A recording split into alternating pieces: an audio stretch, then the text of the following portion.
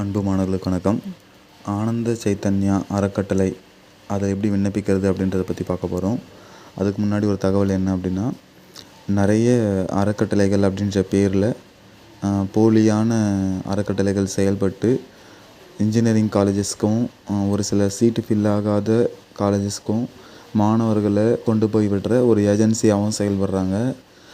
எனவே மாணவர்கள் கொஞ்சம் இந்த விஷயத்தில் ஜாக்கிரதையாக இருக்குமாறு அன்போடு கேட்டுக்கிறேன். இப்போ நான் சொல்கிற இந்த ஃபவுண்டேஷன்ஸ் எல்லாமே நம்பகத்தன்மை வாய்ந்த ஃபவுண்டேஷன்ஸ். இதில் எங்களது பள்ளி மாணவர்கள் பலனடைஞ்சிருக்காங்க அப்படின்ற அந்த ஒரு ஆதாரத்தின் அடிப்படையில் இந்த ஃபவுண்டேஷன்ஸ் எல்லாம் பற்றி நான் சொல்கிறேன். ஸோ அதனால் கொஞ்சம் ஜாக்கிரதையாகவே இருங்க. நீங்கள் அப்ளை பண்ணாமல், நீங்கள் முயற்சி பண்ணாமல் யாராவது உங்களை நாங்கள் இந்த அறக்கட்டளையிலேருந்து பேசுகிறோம் அப்படின்னு சொல்லிவிட்டு சொன்னாங்கன்னா கொஞ்சம் உஷாராயிடுங்க. ஏன்னா நீங்கள் அப்ளை பண்ணாமே ஒருத்தவங்க உங்கள்கிட்ட பேசுகிறாங்க அப்படின்னா அது மேபி நான் சொன்ன மாதிரி ஏஜென்சியாக இருக்கலாம். ஸோ அதனால் கொஞ்சம் அந்த விஷயத்தில் உஷாராக இருங்க. ஸோ இந்த அறக்கட்டளை பற்றி சொல்லணும் அப்படின்னா, இது கோயம்புத்தூர் குடும்பாலயத்தில் செயல்பட்டுட்டு வந்துட்டுருக்க ஒரு அறக்கட்டளை. கற்கை நன்றி அப்படின்ற ஒரு பேரில் இவங்க கல்வி உதவித்தொகை திட்டத்தை வழங்கிட்டு வராங்க.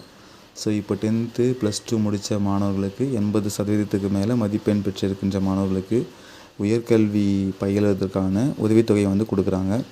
இவங்க காலேஜெல்லாம் செலக்ட் பண்ணி தர மாட்டாங்க. காலேஜ் ஜாயின் பண்ணிடணும். ஜாயின் பண்ணதுக்கப்புறமா அந்த டீட்டெயில்ஸை அனுப்பணும்.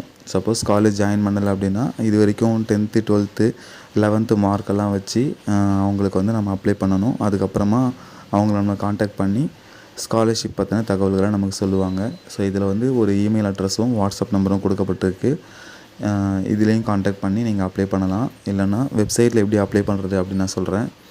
ஸோ இப்போது கூகுளில் போய்ட்டு ஆனந்த சைத்தன்யா அப்படின்னு சொல்லிட்டு சர்ச் பண்ணிங்கன்னா ஸோ இது மாதிரி ஃபஸ்ட்டு ஒரு லிங்க் ஓப்பன் ஆகும். அந்த லிங்க் டச் பண்ணுறேன். ஸோ இது மாதிரி அவங்களுடைய ஃபவுண்டேஷனுடைய வெப்பேஜ் ஓப்பன் ஆகிடுச்சு. இதில் இங்கே மெனுன்னு சொல்லிட்டு ஒன்று இருக்குது பாருங்கள். அந்த மெனுவை டச் பண்ணுவோம். மெனுவை டச் பண்ண உடனே கற்கை நன்றி அப்படின்ற இந்த ஒரு லிங்க்கை கிளிக் பண்ண போகிறோம். இப்போது அந்த கற்கை நன்றியை கிளிக் பண்ண உடனே பார்த்தீங்கன்னா இது மாதிரி வருது.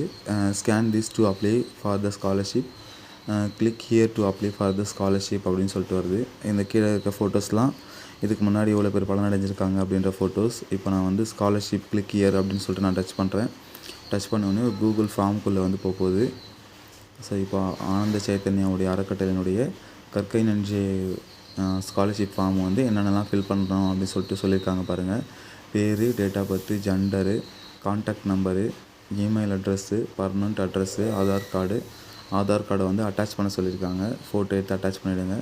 10th மார்க் ஷீட்டு, அதனுடைய ஸ்கூல் நேமு, மொத்த மார்க்கு, பர்சன்டேஜு, அதனுடைய மார்க் ஷீட்டுடைய அட்டாச்மெண்ட்டு, 12th படித்த ஸ்கூலு, அந்த மார்க்ஸு, அதனுடைய பர்சன்டேஜு, அதனுடைய அட்டாச்மெண்ட்டு.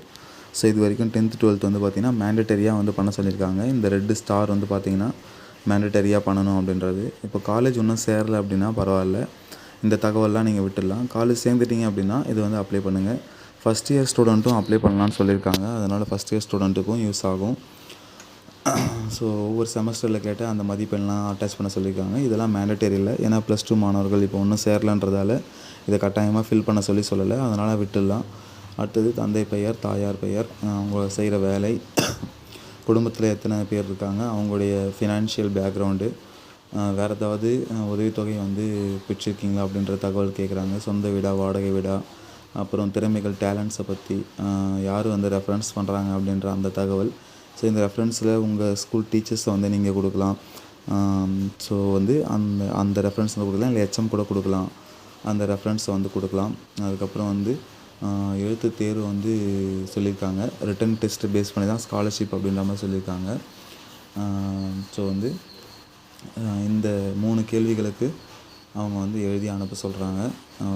ஸோ உன்னுடைய முன்னுதாரணமாக கருதும் நபர்கள் யார், எதனால் அவர்களை முன்னுதாரணமாக நினைக்கிறாய் அப்படின்னு சொல்லிட்டு கேட்டிருக்காங்க. ஒரு ஜென்ரல் கொஸ்டின் மாதிரி தான் இருக்குது. உன்னை பற்றி, உன் குடும்பத்தை பற்றி, உன் நண்பர்கள், கனவுகளை பற்றி விரிவாக எழுதுவோம் அப்படின்னு சொல்லிட்டு 3 பக்கத்தில் எழுத சொல்கிறாங்க. நீ எதிர்காலத்தில் இன்னும் 5 ஆண்டுகள் 10 ஆண்டுகள் கழித்து என்னவாக இருக்க வேண்டும் என்று விரும்புகின்றாய் அப்படின்னு கேட்டிருக்காங்க.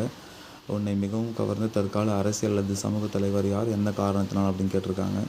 சமீபத்தில் நீ வாசித்து முக்கிய செய்தி, உனக்கு பிடித்த புத்தகம், சினிமா பற்றி எழுதும் சொல்லி கேட்டிருக்காங்க. உங்கள் கல்வி மற்றும் தொழில் இலக்குகளை விவரிக்கும் சொல்லி கேட்டிருக்காங்க. நீங்கள் சமாளித்த சவால்களை சூழ்நிலைகளை பற்றி கேட்டிருக்காங்க. ஸோ இதை பிடிஎஃபாக எடுத்து anandachaitanyaone@gmail.com முகவரிக்கு வந்து அனுப்ப சொல்கிறாங்க. இந்த இந்த பதிலெலாம் கிடைச்சதுக்கப்புறமா தான் அவங்க வந்து கணக்கில் எடுத்துக்கிறதா சொல்லியிருக்காங்க. ஸோ இதை வந்து தெளிவாக எழுதுங்க. உங்களுக்கு தோன்றதை எழுதுங்க. எதுவும் வந்து கூகுளில் சர்ச் பண்ணிலாம் எழுத வேணாம். உங்களுக்கு தோன்றதை நீங்கள் எழுதுங்க. உண்மையை மட்டும் எழுதுங்க. அதுக்கப்புறமா டிக்ளரேஷன் இருக்குது. டிக்ளரேஷன் கொடுத்து சப்மிட் பண்ணிங்கன்னா சப்மிட் ஆகிடும். அப்போ நீங்கள் அந்த கேள்விகளுக்கு எழுதி அனுப்புகிற பதில்களை பொறுத்தும் நீங்கள் ஃபில் பண்ணுற ஃபார்மில் நீங்கள் சொல்லிக்க தகவலை பொறுத்தும் இதுக்கான செலெக்ஷன் ப்ரொசீஜர் நடக்கும். முடிஞ்சதுக்கப்புறமா அவங்க ஸ்காலர்ஷிப் வந்து கொடுப்பாங்க. எங்கள் பள்ளி மாணவியும் இந்த ஸ்காலர்ஷிப் வாங்கியிருக்காங்க அப்படின்ற உறுதித்தன்மையில் அதை ஆதாரமாக கொண்டு இதை உங்களுக்கு நான் சொல்லலாம்னு நினைக்கிறேன். நன்றி, வணக்கம்.